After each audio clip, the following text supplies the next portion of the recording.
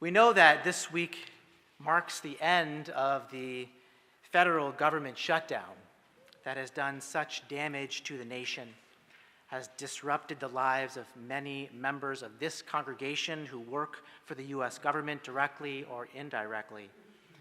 We're happy to have canceled the regularly scheduled gatherings for these workers during the day while they were furloughed, as enjoyable as they were, and grateful that the dinner that we're hosting this evening for this same group is the last, at least for the moment. In the time leading up to and during the longest shutdown in U.S. history, the sporadic negotiations to try to get the government back to work were difficult for me to watch, and I cannot imagine how hard it was for those of you who have been directly affected. It happens that in this week's Torah portion, Chayei Sarah, another negotiation takes place, a famous biblical one, the purchase of the cave of Machpelah. Jewish tradition says the cave of Machpelah is the burial place of Abraham, Isaac, Rebekah, Abraham, Sarah, Isaac, Rebekah, Jacob, and Leah. Rachel is said to be buried in another place. Today I want to talk about how this cave was sold by the Hittites and purchased by Abraham. Sarah has died. Abraham is just a newcomer in Canaan, and in order to bury Sarah, he needs to buy a plot near their home in Hebron. Abraham goes to the Hittites who own the land. At first, the Hittites offer him the land for free. It's not clear from the text why they would do this. But Abraham insists on paying, and they name a price. The Torah text calls this price the going rate, but the commentary says it is way too high. Either way, Abraham agrees to the terms. He buys the plot, buries Sarah, and secures this place for his family into the future. It's a puzzling story, and the rabbinical interpretations of it are all over the place. They cast the Hittites in both positive and negative lights. The dominant narrative is that the Hittites are deceptive and take advantage of Abraham. They offer the land for free as nothing but manipulation. The whole conversation is planned to trick Abraham into paying too much. But some of the rabbis see it differently.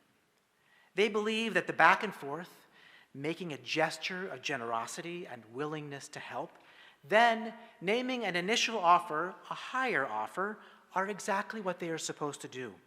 These are the customs of their place, and Abraham is expected to make a counteroffer so they can come to a fair price.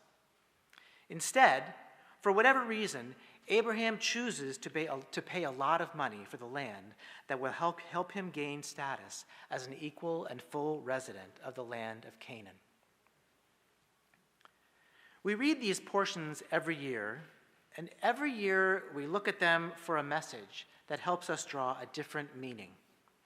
For me this year, the Hittites represent the face of a society and the way its leaders treat one another. The commentaries are purposely showing us two versions of the Hittites, one that envisions the world as it should be, and one that represents the world as it is. The first version of the Hittites is working as a society should, negotiating in good faith, welcoming Abraham as a respected partner, providing a place for him and his family. But the other version of the Hittites keeps each individual in the dark about one's intentions. They treat each other with suspicion. They see each other as the enemy, and they're interested in only what they can get from each other. There's a Talmudic concept that addresses the need at times to respond to the world as it is, called in Hebrew b'diavad, rather than the way it should be, called lechatchila. For example, at the Seder, ideally you're supposed to fill all 4 cups with red wine. But in reality, if you're the type of person who starts to fall asleep after the 3rd cup, you change over to grape juice.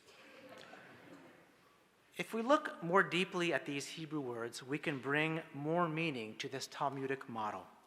Lechatchila, as it should be, comes from the word from beginning, so it refers to how things were from the start.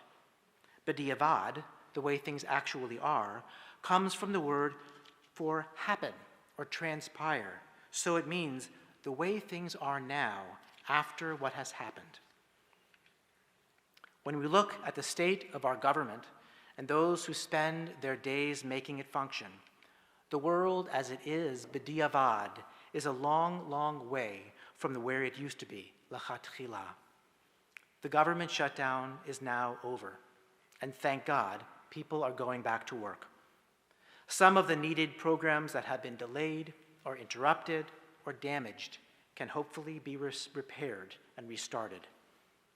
But we pray, we hope, and we must work for our society to come closer to the respect we used to be able to expect from each other, to the trust that must exist between leaders, to the appreciation of our institutions and the individuals who carry out the work of our nation. Kain Yehi Ratzon. May this be God's will.